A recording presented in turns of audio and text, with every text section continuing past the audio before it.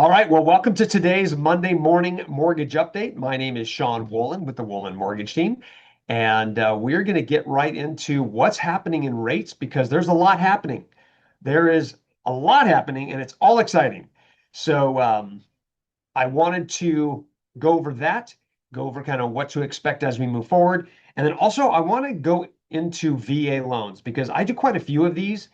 And I've noticed a lot of sellers don't like accepting offers with VA loans. I'm not saying a lot. There are a handful that don't like them because they have some really bad memories for them, or they think they're like a bad loan, or they think that maybe the buyers are weak. So I'm going to go over that as well. But first, let's get into what's happening in the markets because it's really interesting. But actually, for that, I have a new tool. And if you're watching this on video, I want you to take advantage of this little tool. This is a QR code that I have created. Whoop, what just happened? This is a QR code that I have created that can lead directly to a text program that we have that will send you weekly rate updates and reminders for the webinars. You're not going to get them very often. Once a week, you'll get a reminder. It'll have what's going on with rates and then a reminder for the next updated Monday morning mortgage update or webinar that we have coming up. So if you want to participate in our text alerts, feel free to scan this QR code and you'll automatically be put on that text program. So super cool. All right. So current mortgage rates, what's going on? Why should we should be excited? And here's why we should be excited. This is the Iran deal that hopefully they're signing it on Friday. They have a memorandum of understanding on it, and they've signed that piece between everyone. So the framework has been put together. The Iran war hopefully is over. I think it's just over 100 days. The U.S. blockade is going to be ending. The nuclear program and sanctions talk will continue. And there's not going to be any tolls to go through the Strait of Hormuz, which will open up the flow of oil. And what does that do? Well, it lowers oil prices, which has been the biggest piece of the inflation situation. So if you've seen the inflation that's happening, if you look at how it's broken down, the total amount of inflation is mainly based on the oil spike. So that's going to be really good for mortgage rates. We are already seeing the impact on that. I'll show you that in just a second. Show you where we can go. Will it take a while? It may take a little while to get back to where we were, but we are on the right track. So that's really good news. And let's go into the next step to see what it's actually doing to the markets. So hold on one quick second. Let me turn my phone off. And this is the Fannie Mae 30-year universal mortgage-backed securities candlestick chart. Now, this is just going to go back to March. So if you see this last, well, today we're right here. So if you can see, I'll do some annotation here. Um, if you look at where we're at right here, this little candlestick right here, we went right up to that 25-day moving average. I'm sorry, that's a 50-day moving average, and we stopped. If we could pierce through this, we've got a lot of room to go, but this is a good start. So we're up about 20 basis points for the day. But what I want to show you is what is the future, because I want to show you where we were before the oil issue and then after. So let me erase this little arrow real fast and I'll go to the next slide, which is a longer breakdown of what the Fannie Mae 30-year mortgage-backed securities have done. I want you to look back in February. This is when rates hit the 5.99 spot. So if you look at this little section right here, this is where we want to go. The war started on this date back in the end of February. And if you look, it was nothing but bad the whole time. We started gaining ground. There was news of maybe getting some sort of an agreement, and then boom, it hit again. We went all the way back down. Then, with some news of agreement, and then the ceasefire, there were some problems with it, and we came back here, and now we're coming back. But look, we have we're not all the way back to where we were, not even close. We have a lot of room to go. So we have some time to hopefully get this back on track to where we were before the war started. This is where the real inflation numbers and the real numbers should take us, but it's going to take some time for us to get the ugliness of what's happened over the last couple months out of the system, get oil back down to $60 or cheaper per barrel, and then really get back to where we need to be. So we have some room to grow. We're on our way back. Hopefully, we'll pierce through this 50-day moving average, which has been really stubborn. If you go back and you look at this, if you follow this line, you'll see the mortgage-backed securities have been trying to pierce through it for a long time, all the way back through April. We went through it a couple days, then it came below it. We tried it in March. It's been really tough. We were above it. The last time we were above it was back in February. So we want to get above that 50-day moving average. It's been a tough cookie to get through, but if we can get through that, we'll head to the next Fibonacci level and hopefully see better rates in the near future here. So I'm actually not locking my new loans that are coming in right now. We're floating those on the new news. So it's really good news for the mortgage industry. So what's the 10-year doing? Oh, wow, what's going on? Going too fast. The 10-year is losing traction, which is good. We want the 10-year to come down. It got real high. It almost hit 4.7 a couple weeks back. That was not a good day. So we're coming back down, which is good. The trend is downward. We've got some levels of resistance ahead of us that we have to pierce through, but overall, the trend is good. Hopefully, this Iran news will continue to push that 10-year lower. We've got some really important speeches coming up with our new Fed chair. So it's going to be really, I think it's going to be one of the more exciting Fed meetings in a while. But this is where we are right now with mortgage rates. We're in the mid sixes, just under this 6.625 where we were last week at the 6.56 average right now for a 30-year conventional loan. Keep in mind, this is 25% down or more with a 780 credit score on a single family detached home. If you have a different type of a loan or a lower credit score or less down, your rate would be different. So keep that in mind. 15-year, we're at 6.12. 30-year, we're just in the high sixes still. You can get adjustable rate mortgages in the low sixes. We actually can get them into the high fives as well. FHA is always on the lower end, but typically FHA buyers have lower credit scores. They don't have 780 credit scores like this models. So we may have a little bit, or the average is actually quite a bit higher than this if you have a lower credit score. And then VA, the same story. If you have a lower credit score, it would be higher. But VA can have some really good benefits, which we are going to talk about today. So let's move forward and see what's happening this week in the markets as far as the economical calendar. We have the Bank of Japan coming out with their Fed funds rate, so to speak, if you want to call it that. We have an import price index coming out tomorrow as well. Retail sales on Wednesday. We have pending home sales. We've got the FOMC economic projections. And then at 11 o'clock, the Fed interest rate decision with Fed Chair Mr. Warsh. This is going to be really interesting because with the agreement with Iran, we may see a more dovish tone, which is really good. It's a really good tone to take when it comes to where mortgage rates will be, because we're going to remove the fear of oil prices going up to $120 a barrel. That's coming back down, so that's going to be out of the conversation, which should yield to more dovish conversation, which should yield to lower mortgage rates and potential of future cuts coming back onto the table. So exciting. It's going to be really nice to hear that on Wednesday. And then we have some jobless claims on Thursday. So that'll be interesting to see. And then on Friday, the bond market is closed. So that's what's happening coming up. And now we're going to get into the VA mortgages. And VA mortgages, this I don't know who this is as a veteran, but he's well decorated. So, but that's just a Chat GPT image. But I want to go over the advantages. VA loans are not a red flag. Okay, I want to make sure we all know that. So do not judge a buyer's power by the loan product that they're putting together. Oftentimes, these veterans are taking advantage of the zero down because there's no mortgage insurance. The rates are very low and they want to keep their cash. Doesn't mean they don't have money. So I want to make sure that you guys get that. It does not mean that they are weaker just because they're putting zero down. They have the ability to do that.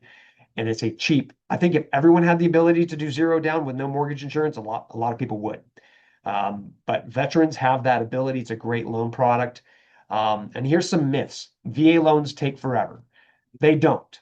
In fact, I'm going to give you some links to the Realtor Toolkit, which gives you a lot of really good information on that. That's on the VA's website. And the seller pays everything. That's actually not true anymore. A lot of people think that they don't want to accept a VA offer because their sellers don't want to pay extra in having to cover the VA's fees. That is not the case. Can you ask for concessions? Yes, just like any other loan. But there used to be back in the day, this is talking a long time ago, the sellers had to pay for the loan fees. That is not the case. So I just want to make sure you knew that. Appraisals kill deals. Well, that can happen with every type of loan.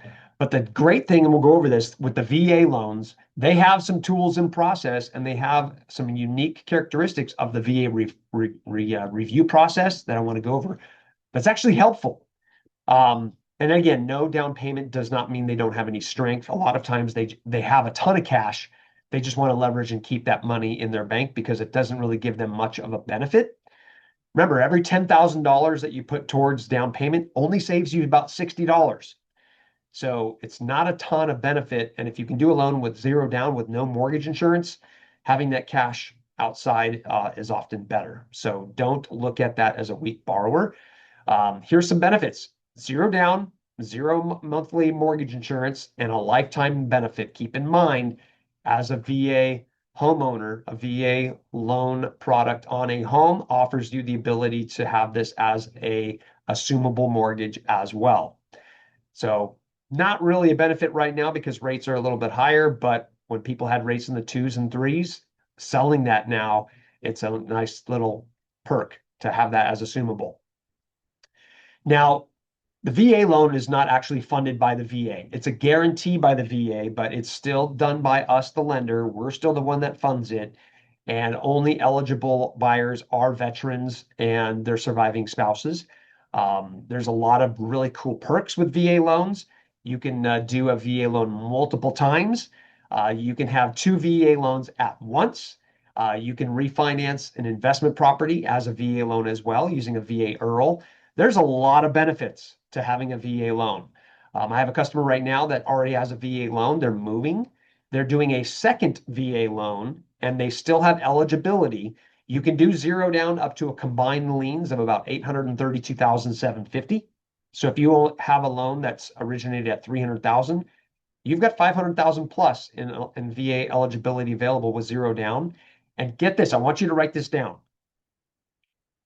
Outside of your eligibility, the VA will still fund and still give you more money. So if your maximum zero down is 500,000 that's left over, but you want to go up to like 800,000 on the secondary use, VA will fund 75% of the difference between your zero down money and what the purchase price is. So if there's a $300,000 gap, VA will fund 75% of that. You only have to bring in 25% of the difference. So there's some really cool perks that VA offers. And I want you to know that if you have any questions, if you've got a veteran buyer, let's explore all of the options. Don't just believe that if he has a loan already that he's not eligible or she is not eligible. That is not true.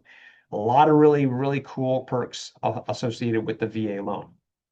So I want to go over appraisal reality because every appraiser looks at comps the same. They all do. And yes, there's some safety issues with VA, very similar to FHA, but there's some minimum property requirements, MPRs, that have to be met. Like the house needs to have a livable kitchen. There has to be a place to cook, and there has to be heating elements, stuff like that. Basics. But if it's a normal home, there's not much that could stop this from becoming an eligible property. And so those minimum property requirements, they are minimal. As far as it being habitatable, say that 10 times fast, it has to be safe. There can't be broken glass or things that are not like just obvious. And it's not that big of a deal. The obstacles on a VA loan aren't that big. And if there are obstacles, I want to go over what that means. because in the VA world,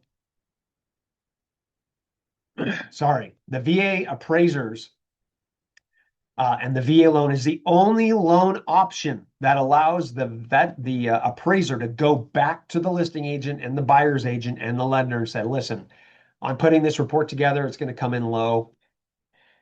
Can you tell me more? Because right now, as of everything I'm looking at, it's going to come in low.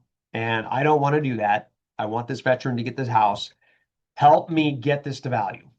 So it's called um, Tidewater, and it sounds very Jason Bourne-ish, right? It's Tidewater. But what that means is they issue the Tidewater. It's basically saying that if I completed this, the appraisal would not come in. I need your help. Let's do what we can to get this to come to value. Give me all the upgrades. Give me why this thing should be worth more. Are there some views I don't know about? Is there a covered parking that he gets with this and not the other? Or does he have a garage where the others don't, or she? Are there anything else that you can give me to get this to value? No other appraiser will do that. None. Only veteran appraisers or VA appraisers will do that. I think it's a really cool tool. And I also want to say, if they do that and it comes in low, you can actually do a rebuttal on a VA loan. A lot of people think you can't. I had one this February that we did a rebuttal on, and the the Veterans Affairs associate told me to have the veteran write a letter to them explaining how they believe it's worth that and why. And that went into the VA's portal. They saw the letter and they reversed the appraised value and they gave us the value and allowed us to close with zero down. So there's some perks to it being a VA appraiser. A lot of people are afraid of it. Don't be afraid. Um, Now, seller paid closing costs are unlimited. Let me rephrase that. They are unlimited unless VA is the only loan that will allow the sellers to give concessions to help the veteran pay off debt to qualify. Let me redo that, re-say that for you. This is the only loan where we can use seller funds to pay down debt on the buyer to help them qualify. If they do that, you're capped to 4% total concessions. Otherwise, it's infinite. The, the sellers can give as much as they want to the buyers to help them pay down and get a lower rate or pay all the closing costs, whatever it may be. Keep in mind, you can also do 3-2-1 buy downs on these as well. So another great perk of a VA loan. This is why VA loans are my favorite. Um, they're just really, really cool. So I'm not going to go over that real fast. But I think when you make an offer, we need to be very clear about the VA's power and their strength so that we can overcome any false notions of why VA loan may not be a solid borrower. So we need to make sure that they understand that their certificate of eligibility has already been confirmed. They're already good. We have a true pre-approval. It's not just a pre-qualification, but it's a fully approved loan. And keep in mind, guys, these loans are not approved with debt to income ratios. They have the ability to do what's called a residual income, meaning you could have a debt to income ratio of 70 and still qualify for a VA loan. Whereas other loans like conventional FHA, that debt to income ratio is the last the last final frontier. Like you cannot cross 50 on a conventional, you cannot cross 55 on an FHA. VA, you can go much higher. It's based on a residual income, depending on how many people are in your household. It's a fantastic way of underwriting and approving loans, and VA loans are the absolute most, the highest performing loan at all of them. So anyhow, I digress.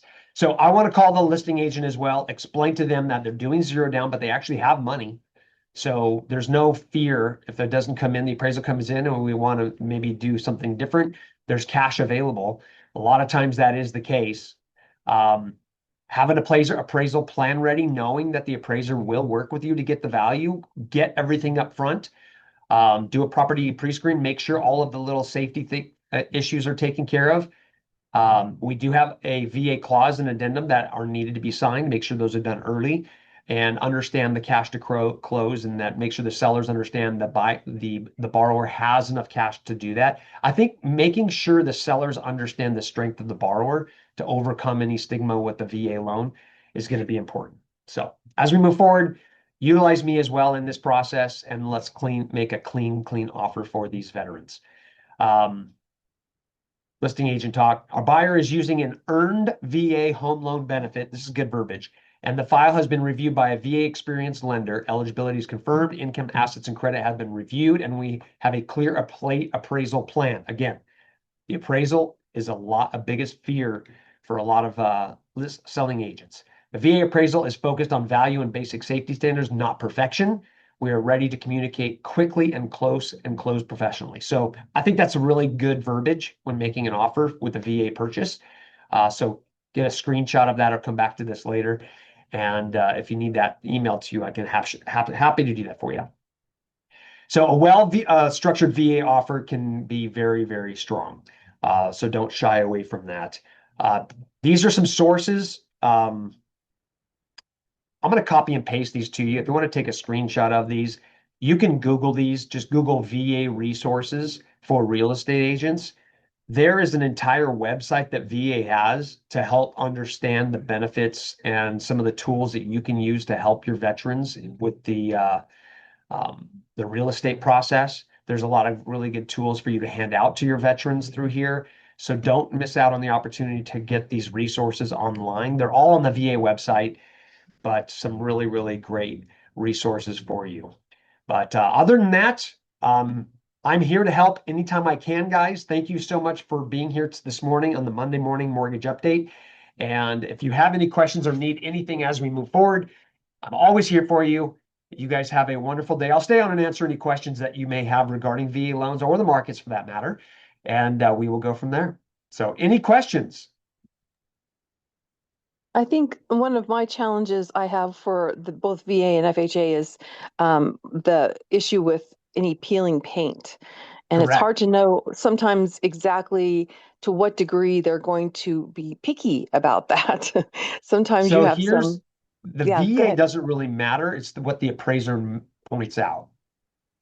If the home's built prior to 1978, so the lead paint issue becomes an issue, then it's a big problem. If it's not built or painted before that, it typically isn't that big of a deal. But yes, that is something we would address. If you have a listing that has that's older, that has peeling paint, it would definitely need to be addressed. Yeah, But it's that is true. exterior painting, and sometimes towards the bottom you might have some The fascia curling, boards and like yep, or the bottom of wood siding might be curling a little bit, or the bottom of a jamb, like especially like the garage door, the door to the garage on the outside. Seems and like people forget, and and so yeah. So I've been trying to get folks to um, when the homes are have been neglected a little bit. sure. To do some of that painting. But it's again, it's sometimes it's kind of hard to know how far do I need to go? Like, does it have to be all completely perfect, or can it be, you Doesn't need know, to be perfect. And keep in mind, those same issues come up on FHA appraisals and conventional sometimes. So right? it's not just the VA. But yes, we definitely want to address any, especially if there's potential for lead-based paint. That's really the safety issue. And again, it's all based on safety issues. If you can have enough information saying, yes, there's peeling paint, but this is not lead-based paint. It was painted, when this house was built in 1982 or whatever it might be.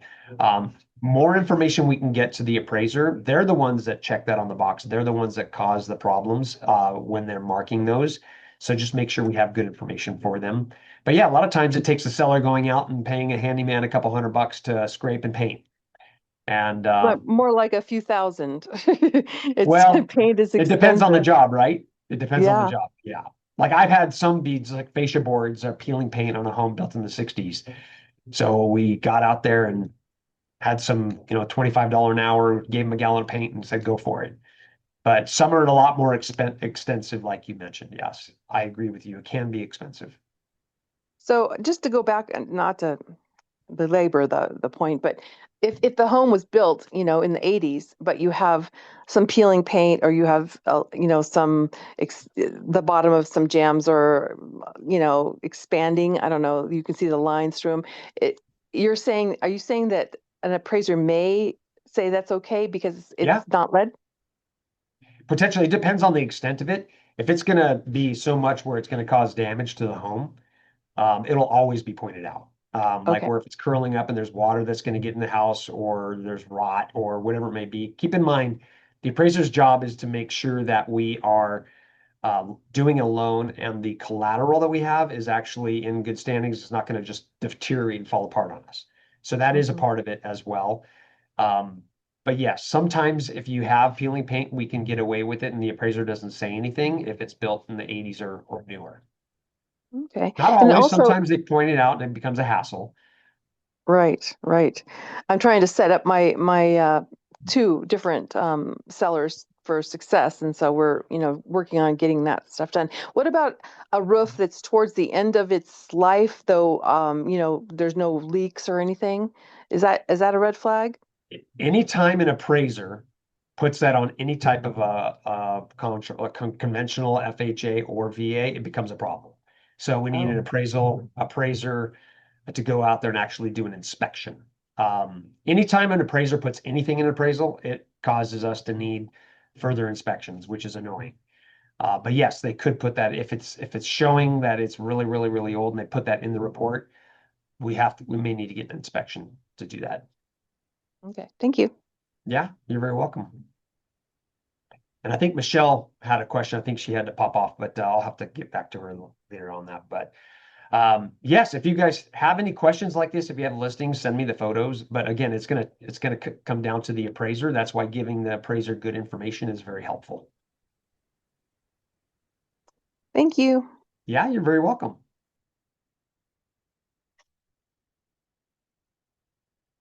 All right. Well, you all have a phenomenal day, and we will be in touch. Have a great week, and call me if you need anything.